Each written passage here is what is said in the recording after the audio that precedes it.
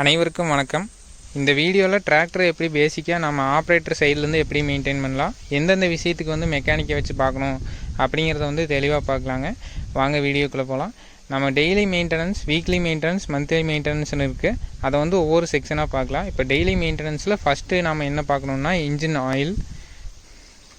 Oil dipstick பார்த்திங்கன்னா ஒவ்வொரு பிராண்ட்லேயும் ஒவ்வொரு சைடு வந்து கொடுத்துருப்பாங்க. இது என்னோடய பர்சனல் டிராக்டருங்க, ஃபார்ம் ட்ராக் ஏட்டம் 26 நாங்கள் யூஸ் பண்ணிகிட்ருக்கோம். அதில் பார்த்திங்கன்னா இன்ஜின் ஆயில் டிப்ஸ்டிக் பார்த்திங்கன்னா இன்ஜினுக்கு ரைட் சைடில் கொடுத்துருப்பாங்க.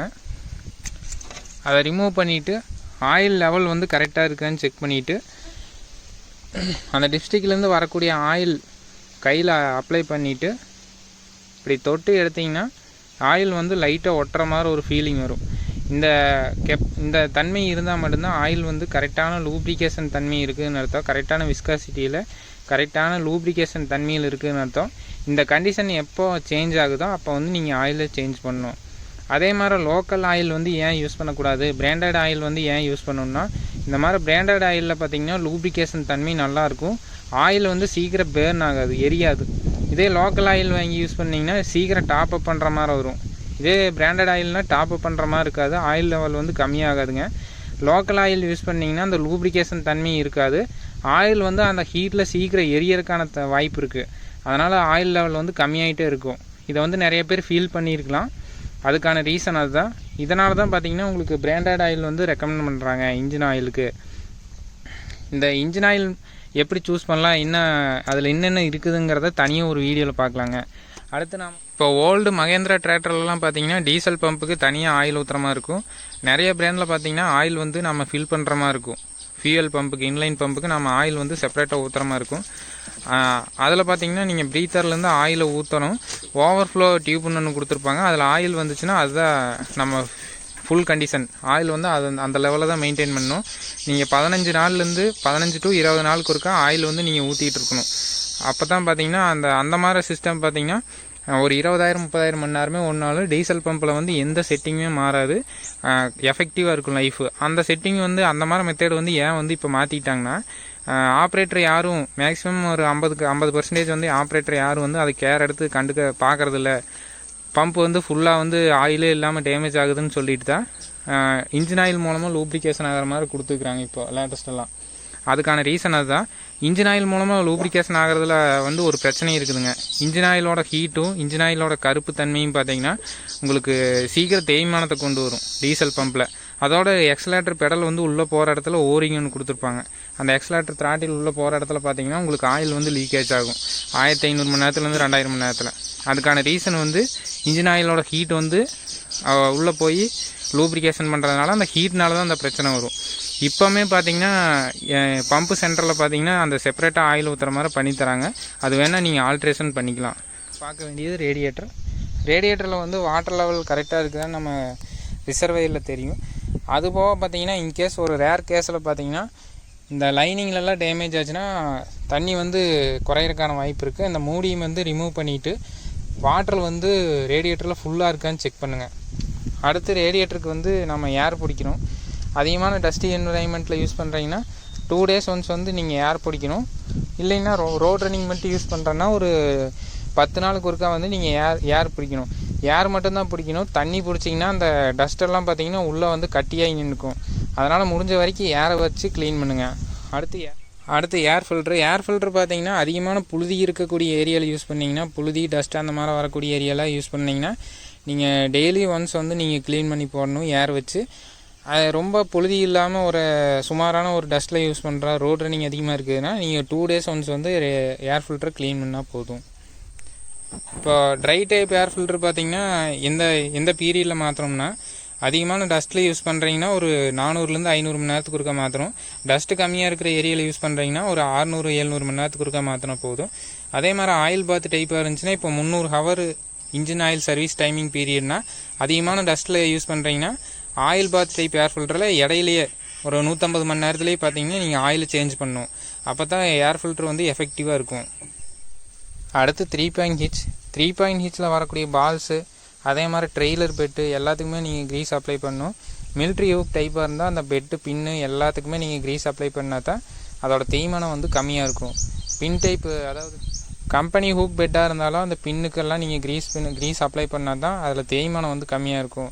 இப்போ 3 பாயிண்ட் லீக்கேஜில் பார்த்தீங்கன்னா இந்த பால்ஸ் வரும். இந்த பால்ஸுக்கெல்லாம் நீங்கள் க்ரீஸ் அப்ளை பண்ணி டெய்லி அப்ளை பண்ணி யூஸ் பண்ணிங்கன்னா இந்த பால்ஸ் வந்து சீக்கிரம் தேயாதுங்க.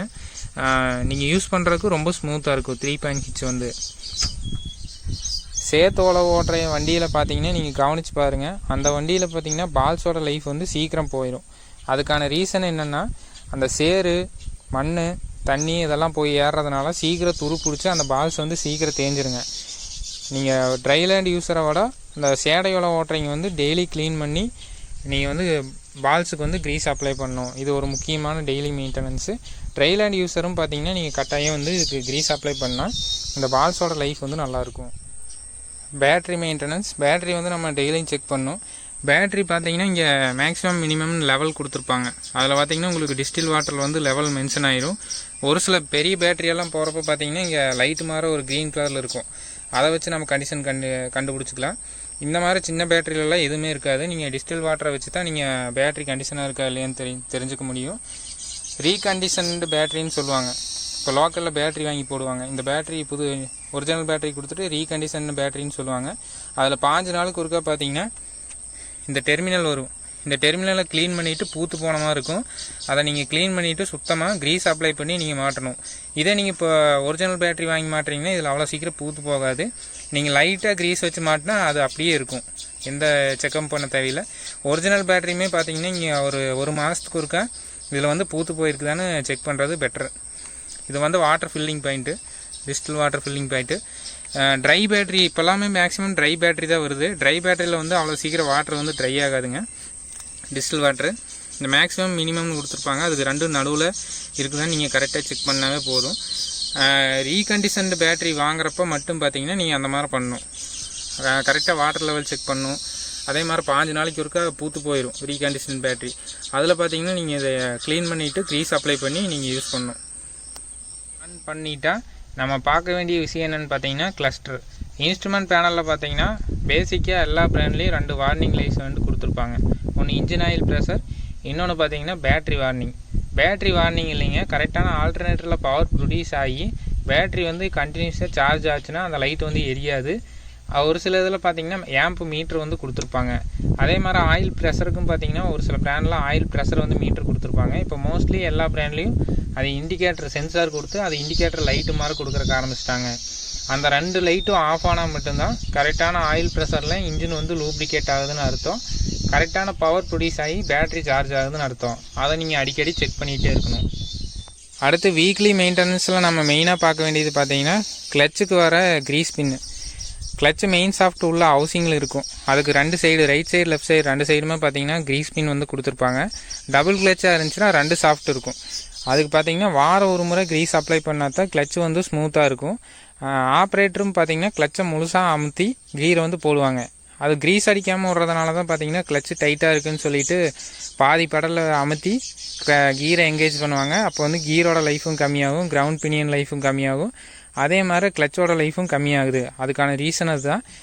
அடுத்து வாரம் ஒரு முறை பார்க்க வேண்டிய மெயின்டெனன்ஸில் பார்த்தீங்கன்னா கிங் பின்னு. 2 வீல் டிரைவில் கிங் பின் வருங்க. கிங் பின்னு ஹப்புக்கு, அதே மாதிரி சென்டர் சஸ்பென்ஷனு, அதுக்கெல்லாம் பார்த்தீங்கன்னா வாரம் ஒரு முறை நீங்கள் க்ரீஸ் வந்து அப்ளை பண்ணணும். அதே மாதிரி ஹைட்ராலிக் லைனிங்கு வந்து வருங்க டிராக்டரில். அந்த லைனிங் எல்லாம் எங்கேயாச்சும் லீக்கேஜ் இருக்குதான்னு செக் பண்ணணும்.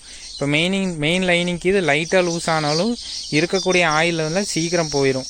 ரொட்டாவேட்டர் யூஸ் பண்ணிங்கன்னா அந்த ஆயில் லீக்கேஜ் ஆகிறது பின்னாடி பார்த்தாலுமே தெரியாது. அதனால் வாரம் ஒரு முறை பார்த்திங்கன்னா ஆயில் வந்து எங்கேயாவது லீக் ஆகுதான்னு செக் பண்ணணும். அதே மாதிரி கீர் பாக்ஸ் ஆயில் வந்து கரெக்டாக இருக்குதான்னு செக் பண்ணணும். செக் பண்ணிவிட்டு அந்த ஆயில் வந்து லூப்ரிகேஷன் தன்மை இருக்குதான்னு கையில் நீங்கள் தொட்டு பார்த்து செக் பண்ணி பார்க்குறது நல்லது.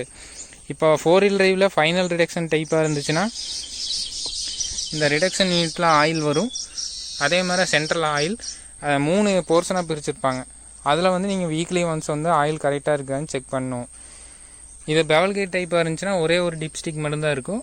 இதில் வந்து நீங்கள் கழட்டி செக் பண்ணி பார்த்துக்கலாம். இதையுமே வாரம் ஒரு முறை செக் பண்ணுறது பெஸ்ட்டுன்னு சொல்லலாம். அடுத்து ஒரு மாதம் ஒருக்கா நம்ம என்ன பார்க்கணுன்னா டயரில் வந்து கரெக்டாக ஏருக்கு தான் செக் பண்ணணும். ஏன் வந்து மாதம் ஒருக்கா செக் பண்ணணும்னா இப்போ குளிர்காலத்தில் பார்த்தீங்கன்னா காற்று வந்து சுருங்குங்க. அதே வெயில் காலத்தில் பார்த்தீங்கன்னா காற்று வந்து எக்ஸ்பேண்ட் ஆகும். அப்போ பார்த்தீங்கன்னா மாதம் ஒருக்கா செக் பண்ணுறப்போ ஒவ்வொரு சீசனுக்கு பார்த்தீங்கன்னா கரெக்டான ஏர் ப்ரெஷர் மெயின்டைன் பண்ணி டயர் வந்து ஒரே ஈவனான தேய்மானத்தை வந்து கொண்டு வர முடியும்.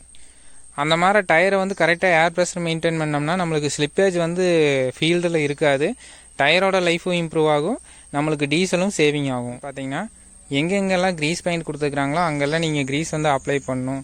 க்ரீஸ் வந்து ஏன் அப்ளை பண்ணணுன்னா நம்ம ஒவ்வொரு ஜாயிண்ட்லேயும் பார்த்தீங்கன்னா உடம்புல எலும்பு மோதி தேயாமல் இருக்கிறதுக்கு பார்த்தீங்கன்னா ஜவ்வுங்கிற ஒரு பொருள் வந்து முக்கியமான அங்கமாக இருக்குது.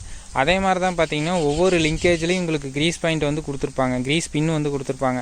அங்கே நீங்கள் கரெக்டாக க்ரீஸ் அப்ளை பண்ணி யூஸ் பண்ணால் மட்டும்தான் பார்த்தீங்கன்னா அந்த இடமெல்லாம் உங்களுக்கு தேய்மானம் ஆகாமல் நல்லா லைஃப் வரும். அதனால தான் க்ரீஸ் பாயிண்ட் வந்து அங்கே கொடுத்துருக்குறாங்க. க்ரீஸ் வந்து அப்ளை பண்ண சொல்கிறதுக்கான ரீசன் வந்து அதுதான், தேய்மானத்தை குறைக்கிறதுக்காக தான் க்ரீஸ் பாயிண்ட் வந்து கொடுத்துருக்குறாங்க. என்னதான் நாம் இந்த ஆப்ரேட்டர் சைட்லேருந்து இந்த மெயின்டெனன்ஸே பண்ணாலுமே தகுந்த மெக்கானிக் வந்து கொடுக்குற அட்வைஸை வந்து நாம் கேட்டு கரெக்டாக வந்து ஆப்ரேட் பண்ணால் தான் டிராக்டரோட லைஃபையும் வந்து மேலும் இம்ப்ரூவ் பண்ண முடியும். மேலும் வேறு ஏதாச்சும் தனித்தனி பார்ட்ஸை வந்து மெயின்டெனன்ஸ் போடணுமா இல்லை வேறு ஏதாச்சும் பற்றி நம்ம வீடியோ பண்ணணுமான்னு கீழே கமெண்ட்டில் சொல்லுங்கள். இந்த வீடியோ பிடிச்சதுன்னா எங்கள் சேனலை சப்ஸ்கிரைப், லைக் அண்ட் ஷேர் பண்ணுங்கள்.